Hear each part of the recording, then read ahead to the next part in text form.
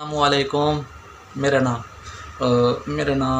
मैं अपना नाम नहीं दसेंदा क्योंकि मेरा नाम चैनल के उत्ते लिखा होया तुसां पढ़ ही दो सी देख ही दो सी।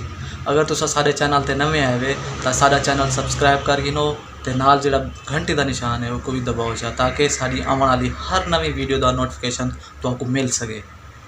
तो स्टार्ट करें आज की वीडियो। मैं सिर्फ तुमको अपने ऑफिस का विजिट करवेना मेरा हाथ थड़कता पे तुम दे पे कैमरा हलदा पे तो मेरे को स्टैंड है क्या ना मैं अपना मोबाइल हाथ च पकड़ी बैठा तो ही वास्ते मोबाइल हिलदा पे। तो चलो मैं तो ऑफिस का विजिट करवेना बाकी जिमें कोई काम आने तो मैं तो दिखेसा बाहर का व्यू दिखावा। ये दुकान है, ये दुकान का नाम है fine track and fine security system.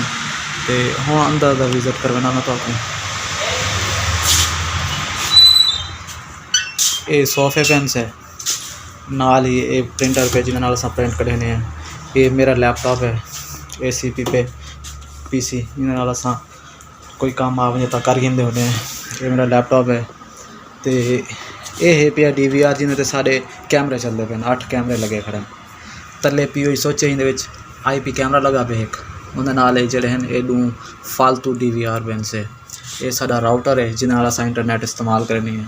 ये LCD पई असा उस PC का जोड़ा अस व्यू घिंदे अस LCD नाल भी कैमरे दे घिंदे हैं। ये रैक पे फॉर यू दा इन बॉक्स है एक इन DVR रखने वास्ते कोई सामान वगैरह रखने वास्ते है। उस तो बाद ये लैपटॉप पे सी ये लैपटॉप खराब थी पे ये रिपेयरिंग वास्ते लिखा दिता होया नाल LCD एक टुट पई है वो इतना पई है सही। उस तो बाद ये सारी LED जिन्हें सारे कैमरे चलते पे ऑफिस से। ये AC है तो ये गर्मियों के इस्तेमाल करे सूँ। उस तो बाद ये दूजा लैपटॉप है जिथा असा कने IP कैमरे कन्फिगर करने हैं।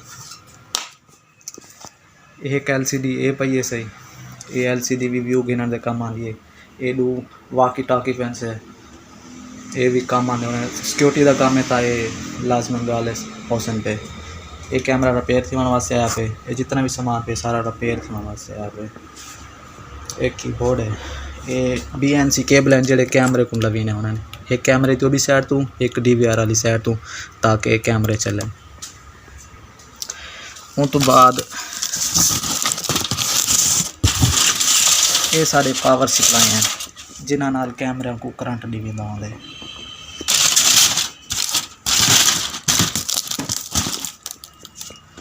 उस तो बाद ड्रिल मशीन पई है जिन्हें अस काम करने हैं। ये रोल पे सी तार वाला उस तो बाद इन्हें डब्बे सामान वगैरह पे ये कैमरे पेन से सारे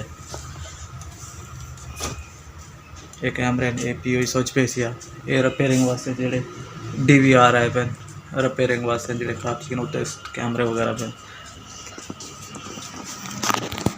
उस तो इलावा ये उत्ते सामान पे सी साडा ऑफिस का DVR हैं कैमरे हैं। उस तो बाद तो आपको एक PTZ कैमरा दिखावा वड्डा कैमरा PTZ जो तुस अक्सर दिखा हो सी घूमते तकरीबन 2 किलोमीटर तक मार्क करेंदे ये वो कैमरा है। ये बिल वगैरह कट्ठे थे पेन ऑफिस के। उस तो बाद ये देखिनो ये सामान पे सी ये पहले TV वगैरह कहने होंगी है तो उन्हें नाल छोटा एक TV मिला है उन्हें काम करेंगे ऐसे। ये एक LED पई है लाइट है लेज़र लाइट ये पुराने सामान हैं सारे जो इस्तेमाल करने हूँ तो अजकल इन्हों का दौर कहन रह गया। ये सोलर चार्जर पे सी